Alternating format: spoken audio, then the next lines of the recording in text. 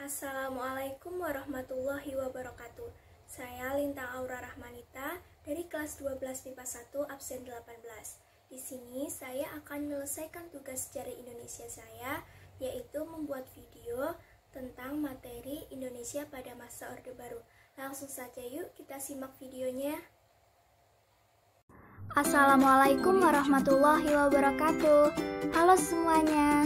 Jadi pada pelajaran sejarah Indonesia kali ini saya akan membahas dan menjelaskan materi tentang Indonesia pada masa Orde Baru di tahun 1967 sampai 1998. Langsung saja yuk kita simak videonya. Pada materi kali ini kita akan membahas latar belakang dan peristiwa apa saja, yaitu peristiwa Tritura, Super Semar, dan dualisme kepemimpinan nasional.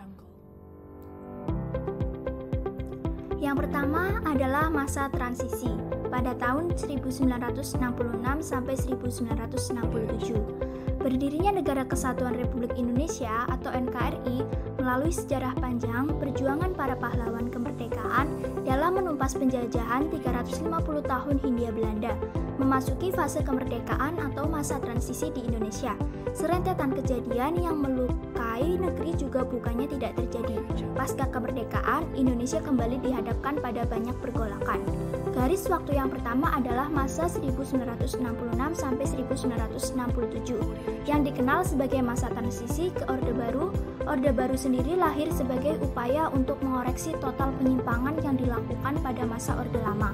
Di masa ini dimulai penataan kembali seluruh aspek kehidupan rakyat, bangsa dan negara Indonesia, melaksanakan Pancasila dengan UUD dan UUD 1945 secara murni dan konsekuen, serta menyusun kembali kekuatan bangsa untuk menumbuhkan stabilitas nasional guna mempercepat proses pembangunan.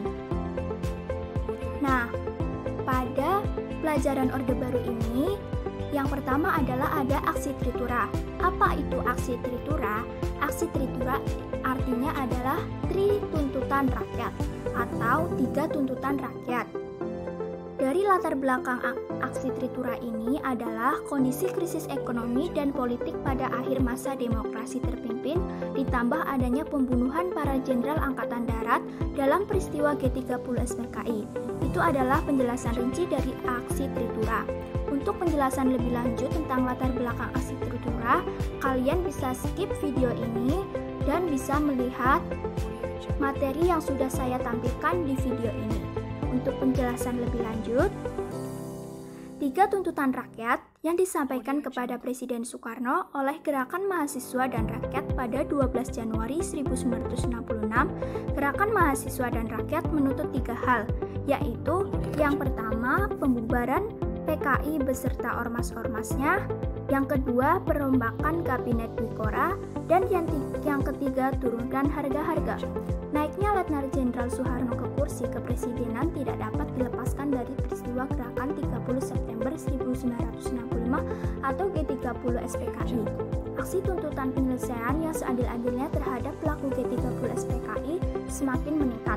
Gerakan tersebut dipelopori oleh Kesatuan Aksi Pemuda-Pemudi Mahasiswa dan Pelajar. Kesatuan aksi tersebut dengan gigih menuntut penyelesaian politis yang terlibat G30 SPKI, dan kemudian pada tanggal 26 Oktober 1965 membulatkan barisan mereka dalam satu front, yaitu Front Pancasila.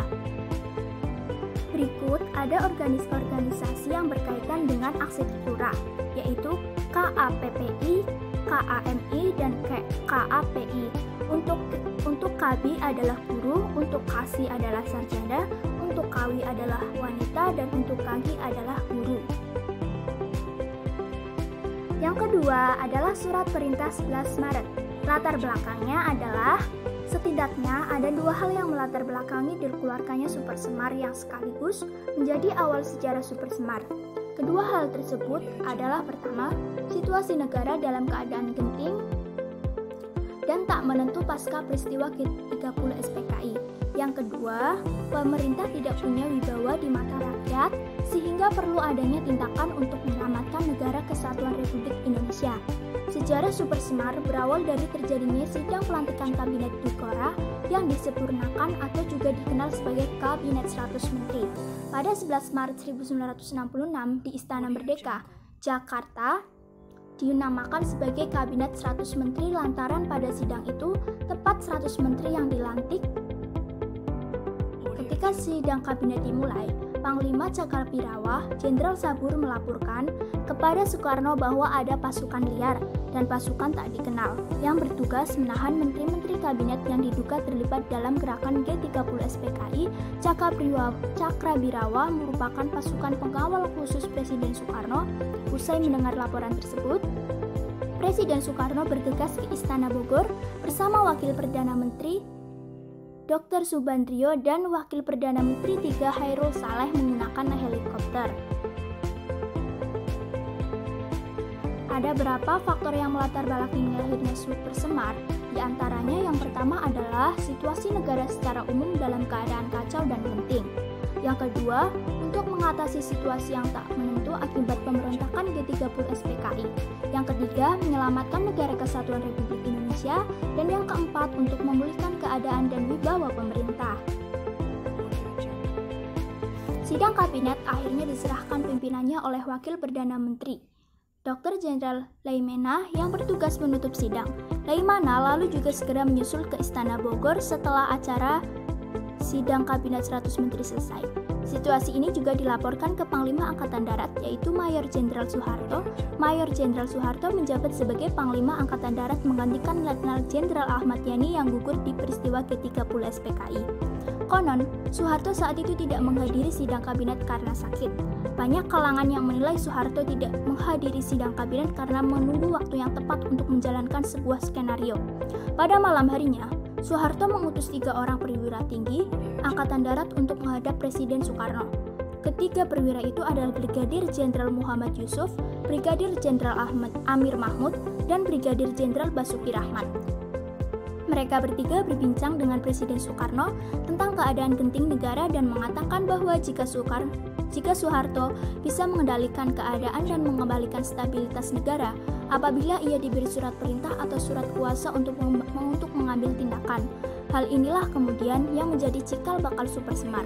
Menurut pengakuan Yusuf, perbincangan tersebut berlangsung hingga pukul 20.30 waktu Indonesia Barat. Akhirnya, Presiden Soekarno menyetujui usul ketiga perwira tersebut dan membuat surat perintah untuk Soeharto. Kontroversi Super Semar. Berikut beberapa kontroversi Super Semar yang hingga kini masih menjadi tanda tanya. Yang pertama, menurut penuturan salah satu dari ketiga perwira tinggi AD yang akhirnya menerima surat itu, ketika mereka membaca kembali surat itu dalam perjalanan kembali ke Jakarta, salah seorang perwira tinggi yang kemudian membacanya berkomentar surat tersebut merupakan pemindahan kekuasaan. Yang kedua, menurut kesaksian salah satu pengawal kepresidenan di Istana Bogor, Letnan 1 atau Letus Soekardjo Wilardijo, ketika pengakuannya ditulis di berbagai media massa setelah reformasi 1998 yang juga menandakan berakhirnya Orde Baru dan pemerintahan Presiden Soeharto, ia menyatakan bahwa perwira tinggi yang hadir di Istana Bogor pada malam hari tanggal 11 Maret pukul 1 dini hari waktu setempat bukanlah 3 perwira, melainkan 4 orang perwira, yakni Brigadir Jenderal Brigjen M. Panggabean. Bahkan pada saat peristiwa Super Semar, Brigjen M. Yusuf membawa map berlogo markas besar AD berwarna merah jambu. Bersama Brigjen M. Panggabean, beberapa kalangan meragukan kesaksian Soekardjo Wilardijo itu. Bahkan salah satu pelaku sejarah Super Semar itu, Jenderal Purna M. Yusuf serta Jenderal Purna M. Panggabean membantah peristiwa itu. Yang ketiga, menurut kesaksian A.M. Hanafi dalam bukunya A.M. Hanafi menggugat kudeta Soeharto, seorang mantan duta besar Indonesia di Kuba yang dipecat secara tidak konstitusional oleh Soeharto. Ia membantah kesaksian Letnan 1 Soekardjo Wilardijo yang mengatakan bahwa adanya kehadiran Jenderal M. Panggabean ke Istana Bogor bersama 3 jenderal lainnya, Amir Mahmud, M. Yusuf, dan Basuki Rahmat. Pada tanggal 11 Maret 1966, dini hari yang menodongkan senjata terhadap Presiden Soekarno, tentang pengetik Super Semar pun tidak diketahui siapa yang menulis.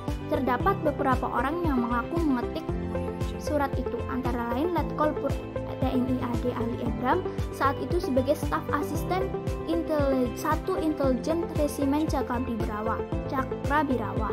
4. Kesaksian yang disampaikan kepada sejarawan asing Ben Anderson oleh seorang tentara yang pernah bertugas di Istana Bogor.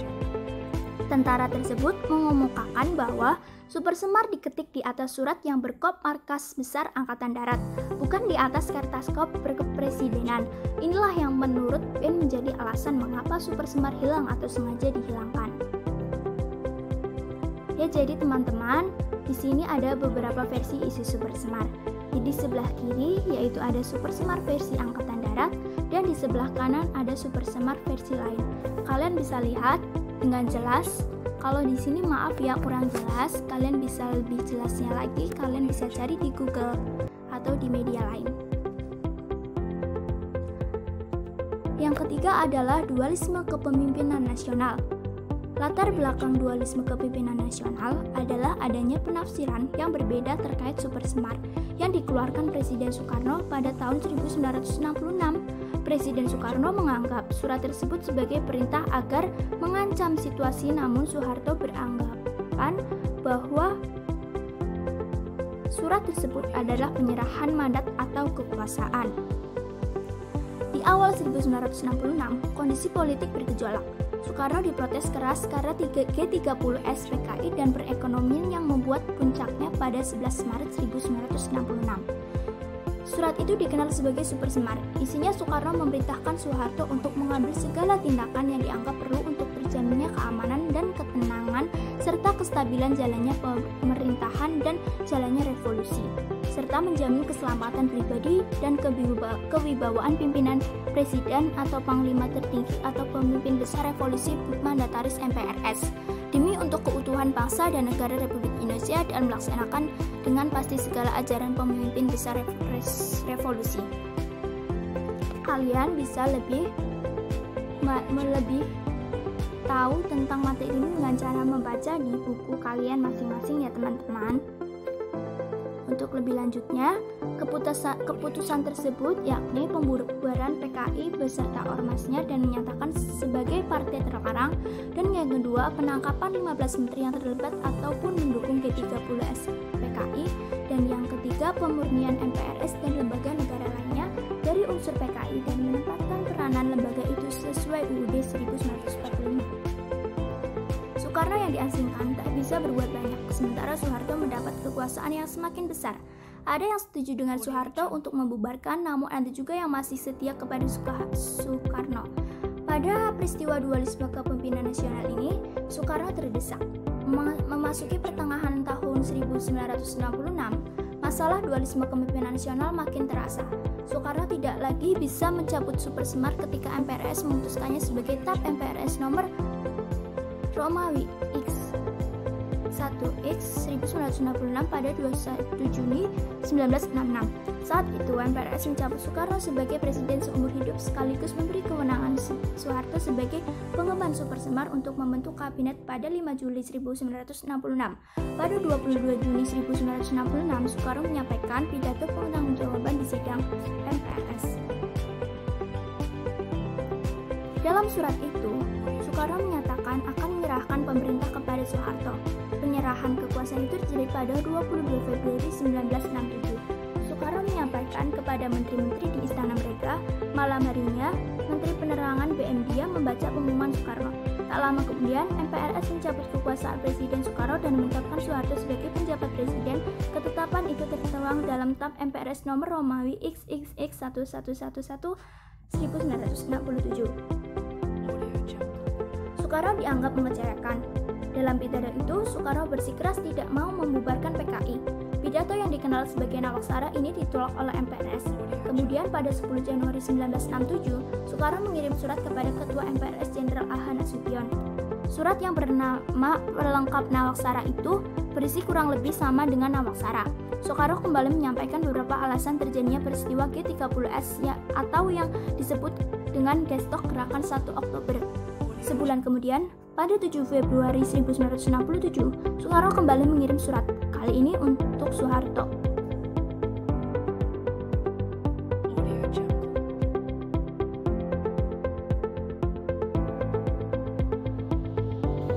Sekian dan terima kasih untuk video yang bisa saya tampilkan ke kalian semua.